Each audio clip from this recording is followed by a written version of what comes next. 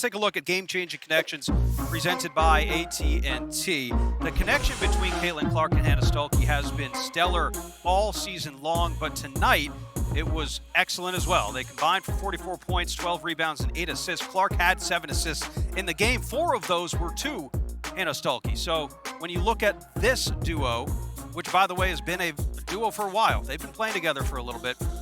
What's impressed you about how they get it done? Their chemistry, how they read each other so well. And the role that Hannah Stuelke plays is really difficult on this team. There's no one else that is fully responsible for the screen and roll action, for the big rebounds, for being that post player that's first down the floor, like Stuelke. I mean, everyone else is pretty much on the perimeter. They play mostly a 4-out, 1-in style. So everything in that paint is hers, offensively, defensively.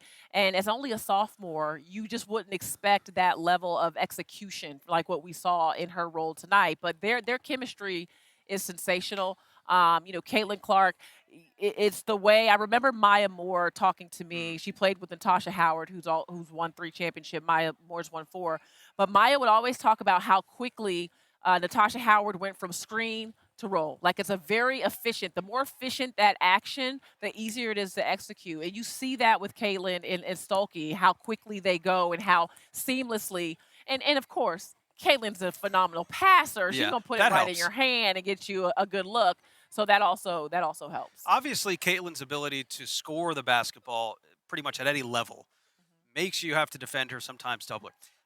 I've been really impressed throughout the season that she's not only obviously looking for her shot, she's looking for Stuelke, she's looking for her teammates. She's almost become a less selfish player, I feel like, this year maybe than in years prior. But I thought tonight, especially with Stuelke, her ability to create space and get so low in the post as well, a lot of her shots were fairly easy shots because she did all the hard work early on. Yeah, really physical. And that, to me, I remember I tweeted something. It might have been back in like December or November about Hannah Stuelke. And I said, give me a post player that's got an attitude and that's physical, and I can work with that.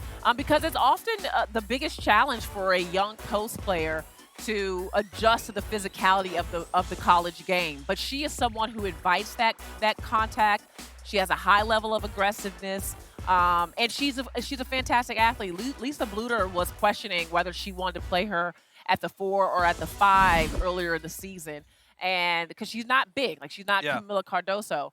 So she ended up putting her at the 5, and once that happened, this offense just started to run very seamlessly. I'm just very impressed by her development and the fact that she's playing with a backcourt. They've played 2 extra years together, right? Right. And so here she comes in having to fill in for some big shoes for Susanna, who was an outstanding player last year, being that finisher, being that consistent force, and she's done a great job. As a front court player, as a post player, what do you think it would be like to play with a person like Caitlin Clark? I mean, would it have made your life just that much easier?